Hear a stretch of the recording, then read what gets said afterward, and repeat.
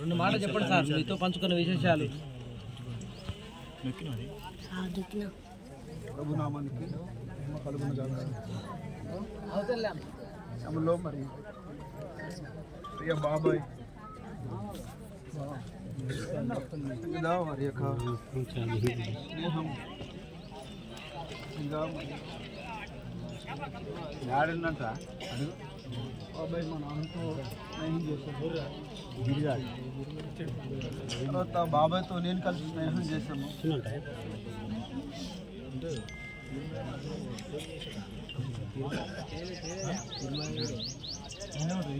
తన యొక్క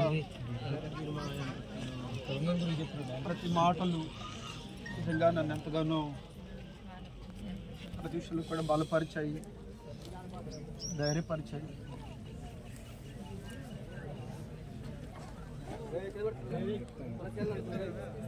ఇంకా నేను ఒకప్పుడు తండ్రిని కోల్పోయినప్పుడు ఇంకా తండ్రి లేని లోటును ఆయన ద్వారా నేను తీర్చుకున్నాను. అదేవిధంగా ప్రియ అమ్మ ఏమమ్మ కూడా ఇంకా ఆమె ద్వారా ఒక తల్లి ప్రేమ నేను పొందుకున్నాను.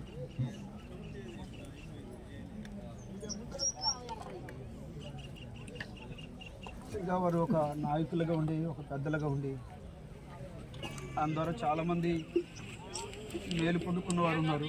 ఆయన ద్వారా చాలామంది సహాయం పొందుకున్నవారు ఉన్నారు. ఆయన ద్వారా చాలామంది న్యాయం పొందుకున్నవారు ఉన్నారు. ఆయన ద్వారా చాలామంది ధైర్యపరచబడేవారు ఉన్నారు.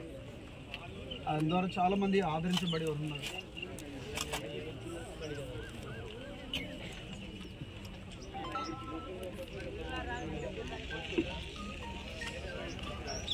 త్వరగా బాబాయ్ హాస్పిటల్కి వెళ్ళే రోజుల ముందు చాలా హ్యాపీగా మాట్లాడుకున్నాం.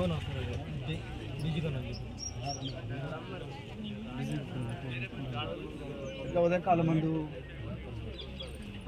బాబాయ్ లేడన్న విషయం తెలియగానే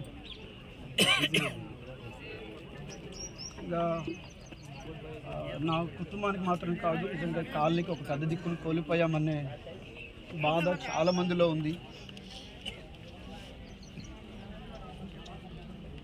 నిజంగా ఎవరు ఏ స్థితిలో ఉన్నా ఏ పరిస్థితిలో ఉన్నా కూడా తప్పకుండా అందరికీ ఒక కలగా ఒక పెద్ద దిక్కుగా ఉండి నిజంగా ధైర్యం చెప్పేవాడు, అన్ని విషయాలు కూడా సహకరించే వ్యక్తి.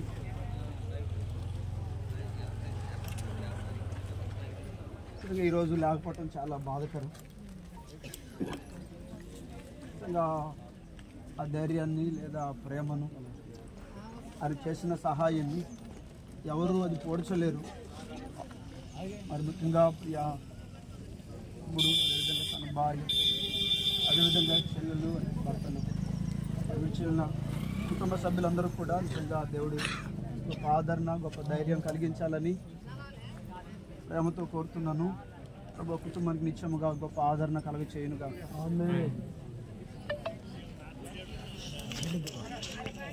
సమలో సుధాకర్ సార్ గారు ఉన్నారు, కొన్ని మాటలు మరి తెలియపరుస్తారు.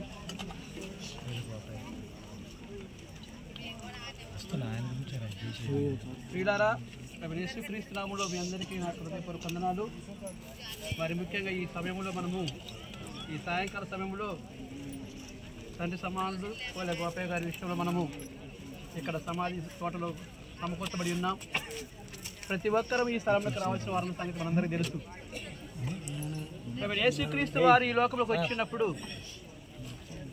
ఆయన ఏ రీతిగా అయితే మనుషులు ఏ భయంతో భయపడుతున్నారో, ఏ మరణం గురించి అయితే ఆందోళన పడుతున్నారో, ఏ చావు గురించి అయితే భయపడుతున్నారో, ఆ చావు చావు కాదు, నిద్రతో సమానం చెప్పేసి ప్రభువైన యేసుక్రీస్తు వారు చెప్పి ఉన్నాడు. ఎందుకంటే మనందరికీ తెలిసిన విషయం, ఒక శతాధిపతి ఉన్నాడు, తన బిడ్డ ఉన్నది, ఆమె చనిపోయిందని చెప్పేసి తన సేవకులకు చెప్తున్న సమయంలో, అయ్యా బోధకుని ఇబ్బంది పెట్టకండి, బాధ పెట్టకండి, నీ బిడ్డ చనిపోయింది, బోధకుని ఇబ్బంది పెట్టకండి అన్నప్పుడు యేసుక్రీస్తు చెప్పిన మాట ఏంటంటే, నమ్మిక మాత్రం ఉంచండి అన్నాడు. నమ్మిక మాత్రం ఉంచితే ఏమి జరిగిద్దని చెప్పేసి అందరూ ఆశ్చర్యపోతూ ఉన్నారు. అరే చనిపోయిన దగ్గర నమ్మిక ఉంచితే ఏంటి ప్రయోజనం ఉన్నట్టుగా అందరూ ఆశ్చర్యంగా చూస్తూ ఉన్నారు.